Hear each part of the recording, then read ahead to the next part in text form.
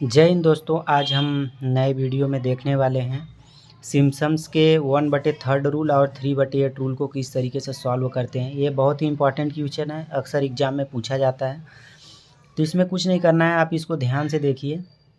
सबसे पहले हमें ये इंटीग्रेशन इतना दिया हुआ है क्वेश्चन में, इंटीग्रेशन 0 से 1 dx/1 + x² by using Simpson's का 1/3 और 3/8 रूल सॉल्व करना है। यहाँ पर हम मान लेते हैं बी है f(x) बराबर 1 + x²। यहाँ पर ए जो है हमारा 0 है और बी है वो 1 दिया हुआ है हमें। यहाँ पर हमें h का मान नहीं दिया हुआ है, ये चीज़ ध्यान रखिए आप। कभी कभी हमें क्वेश्चन में h का मान दिया रहता है, कभी कभी नहीं दिया रहता है, तो इसमें नहीं दिया हुआ है। इसलिए हम क्या करेंगे, नंबर इक्वल को करने के लिए not given so taken n बराबर 6।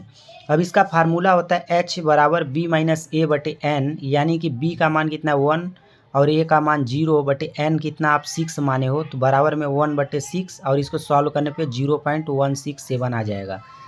इस तरीके से ये आपका मान आ गया। यहाँ आपको तीन चीज़ें पता हो गई कि n बराबर 6 आपने माना है और h बराबर 0.167 इतना आया है। अब चलिए हम टेबल एक तैयार करते हैं। इसमें कुछ नहीं करना रहता है, एक टेबल तैयार करनी पड़ती है। टेबल इस प्रकार से तैयार करते हैं हम कि जो हमारा मान दिया रहता है, जैसे ये हमारा f(x) का मान दिया हुआ है 1/1 + x²। इस चीज़ को आप ध्यान रखिए और h के मान को ध्यान रखिए। अब यहाँ पर हम क्या करेंगे, x बराबर 0, यदि हम x बराबर 0 को क्या करेंगे कि इसमें रखेंगे 1/1 + x², यानी कि 1/1 + 0 का स्क्वायर कर देंगे तो वो हमारा 1 आ जाएगा। ये हमारा f(x) का मान हो जाएगा, क्योंकि हम f(x) ज्ञात कर रहे हैं। ठीक है, उसी प्रकार से अगला सूत्र है x + h बराबर, यानी कि x का मान कितना हुआ 0 प्लस h का मान कितना है 0.167, इसको ऐड करेंगे और इस मान को हम यदि इसमें रख देंगे 1/1 + 1.67 का स्क्वायर, मतलब 0.167 का स्क्वायर, और उसको सॉल्व करेंगे तो इतना आ जाएगा। इसी प्रकार से अगला स्टेप में क्या करेंगे, 0.167 प्लस 0.167 इसको ऐड करेंगे। फिर उसके बाद अगले स्टेप में क्या करेंगे, तो इतना आ जाएगा, और इस मान को क्या करेंगे इसमें रखेंगे और सॉल्व करेंगे तो ए आ जाएगा। अब इसमें फिर से 0.33 में 0.167 को ऐड करेंगे और इसमें रख देंगे और सॉल्व करेंगे तो इतना आ जाएगा।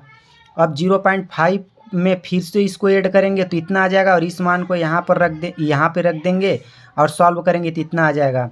फिर इसमें इसको ऐड करेंगे तो इतना आएगा, और इस मान को क्या करेंगे यहाँ रखेंगे तो इतना आ जाएगा। फिर इसमें इसको ऐड करेंगे तो इतना आएगा, और इस मान को यहाँ पर रख देंगे तो ये मान आ जाएगी। फिर इसमें क्या करेंगे 0.833 में इसको 0.167 को ऐड करेंगे और उसके बाद इतना आ जाएगा 1 आ जाएगा, और 1 को जब इसमें रखेंगे तो ये आ जाएगा आप इसका मान।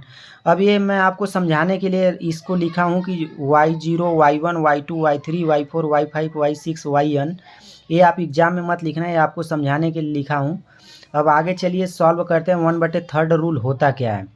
1/3 रूल का फार्मूला आप देख रहे हैं कि ये 1/3 रूल का फार्मूला होता है इंटीग्रेशन a से b f(x) dx h/3 y0 से yn तक 3 y1 y3 y5 से लेकर yn तक, और 2 जब रहता है तो y2 y4 और yn-2 तक लेते हैं। इसको थोड़ा सा सॉल्व कर लेते हैं हम। जब इसको सॉल्व करेंगे तो यहाँ से जो n था इसको हटा देते हैं और ये हमारा 5 तक लिख देते हैं, और यहाँ से भी हटा देते हैं क्योंकि यहाँ पर n हमने ऑलरेडी लिख रखा है। अब हम रख देते हैं मान को, जो मान आपको यहाँ पर हमने बताया था y0 का मान, y1 का, y2 y3 y4, इस सब मान को यहाँ पर हम रखते जाते हैं। y0 का मान ये है, yn का ये 3 हो गया, y1 का मान ये, y3 y5, इस तरीके से मान को पूरे रख के और सॉल्व करेंगे तो ये हमारा सिम्पसन्स के 1/3 रूल का मान आ जाएगा।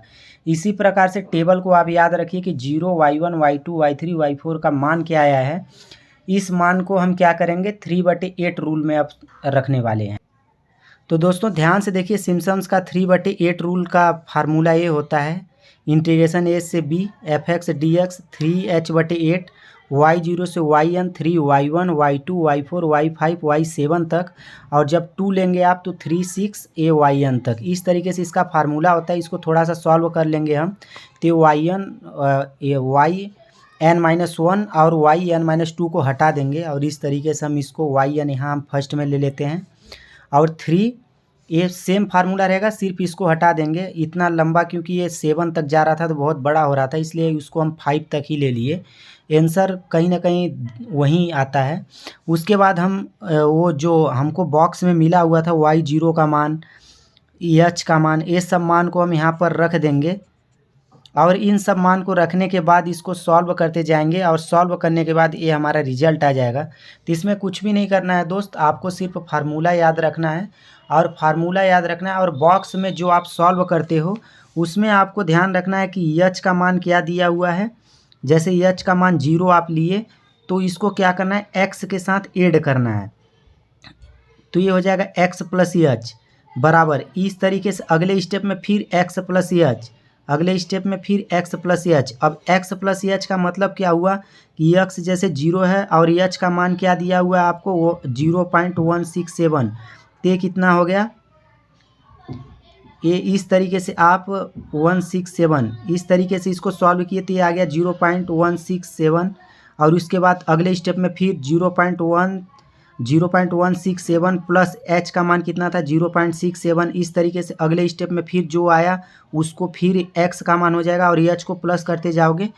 इस तरीके से आप x और fx के मान को याद रखना है, जो आपको पिछला बॉक्स में हमने बताया, जो यहाँ बॉक्स पे हमने निकाला है कि 0 का मान हुआ। 0 को मान को यदि हम x प्लस h करेंगे, ऐड करेंगे तो इतना आएगा, फिर इसमें इसी को ऐड करेंगे इतना आएगा, फिर इसमें h को जोड़ देंगे तो इतना आएगा, फिर इसमें h को जोड़ देंगे इतना आएगा, फिर h को जोड़ देंगे इतना, फिर h को जोड़ देंगे इतना। उसके बाद इस मान को क्या करेंगे, इसमें रख देंगे, तो इस मान को इसमें रख देंगे इतना आ जाएगा, फिर इस मान को इसमें रख देंगे तो इतना आ जाएगा, फिर इस मान को इसमें रख देंगे तो इतना आ जाएगा, फिर इस मान को इसमें रखेंगे तो इतना आएगा, फिर इस मान को इसमें रखेंगे तो इतना आएगा। इस तरीके से ये बॉक्स आपको तैयार करना है। ये आपका y0, y1, y2, y3 मान होता है और इस तरीके से 1/3 और 3/8 का फार्मूला आपको याद रखना है, मान रख देना है। सिर्फ यही सिंपल तरीके से आप सॉल्व कर सकते हैं। वीडियो आपको अच्छा लगा हो तो लाइक कमेंट करें तथा ज़रूर बताएं आपको वीडियो कैसा लगा। जय हिंद।